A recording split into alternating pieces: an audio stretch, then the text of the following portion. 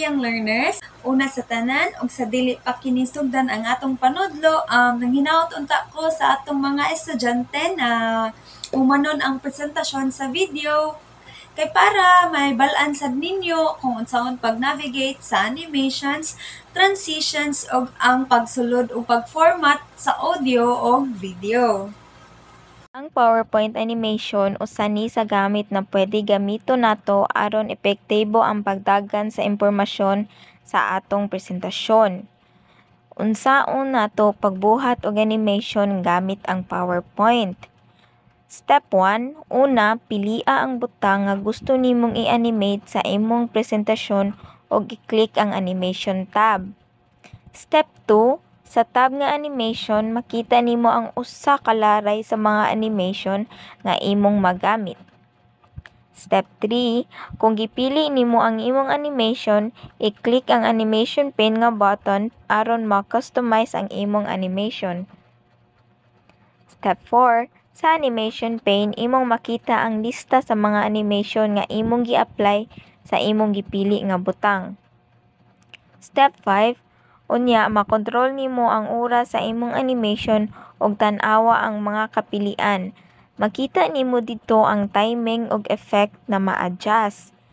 Step 6, sa katapusan, aron makita ang imong animation nga naglihok, i-click ang play from button sa animation pane.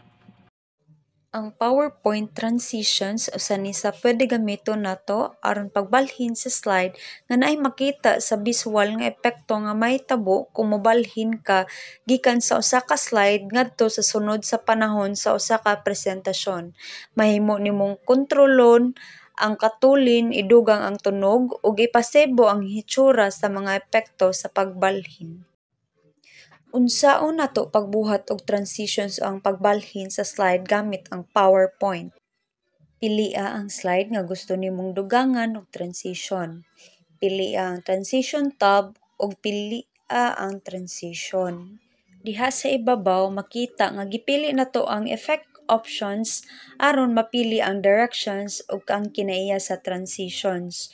Note, dili tanan transitions adunay effect option.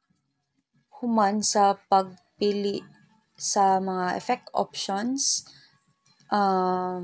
pilia ang preview aron makita kung unsa ang hitsura sa ato ang transition.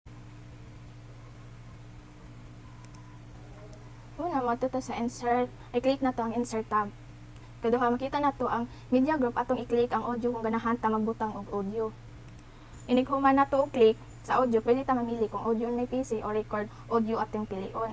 Kung audio on may PC imong pilion, pwede ka magkuha og audio nga naa sa imong laptop pareha dire. Kung record audio imong pilion, pwede ka mag-record og audio. Para mo-start ang audio recording, imong i-click ang red na button.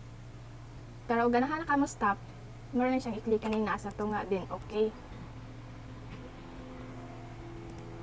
Pwede na naman siya adjust. Kung ima na siyang i-play, ma-play na siya with red na button. Pero ganahan na ka mo stop. Kaya nahuman naman taog kuan unsaon pag-insert sa audio, mo adto na sa tab unsaon nato pag-insert sa video.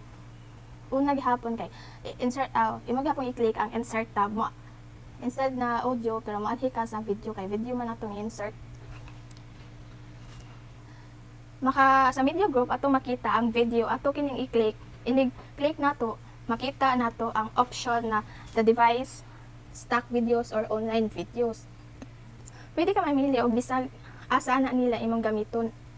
Pananglitan ang stock video atong pilion. Ato kining i-click dayon pwede na ka mamili sa video nga imong ibutang.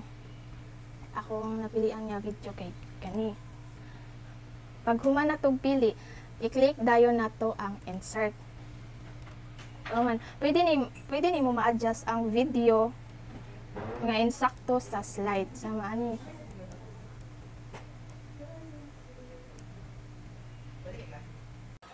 Sa tanan-tanan, ang transition mo ang epekto nga mahitabo kung mobalhin ka gikan sa usa ka slide ngadto sa lain. sa usa ka presentasyon. Ug ang animation mao ang epekto nga magamit sa usa ka elemento sa slide o user interface sama sa teksto, forma o lagway ug uban pa. Ug ang kinaawihan, ang pagsulod ug ang pag-format sa audio ug video nga pwede pod nga mahimo nga butangan nimo og GIF o mga video nga gikan sa imong computer or gikan sa mga online nga video o pwede sad ka nga mag-record sa imong audio o i-export ang imong mga video ug bisan ang pagdugang sa mga caption sa imong video pwede kayo nga mahimo sa pagsulod ug pag-format sa audio ug ang video. Daghang salamat!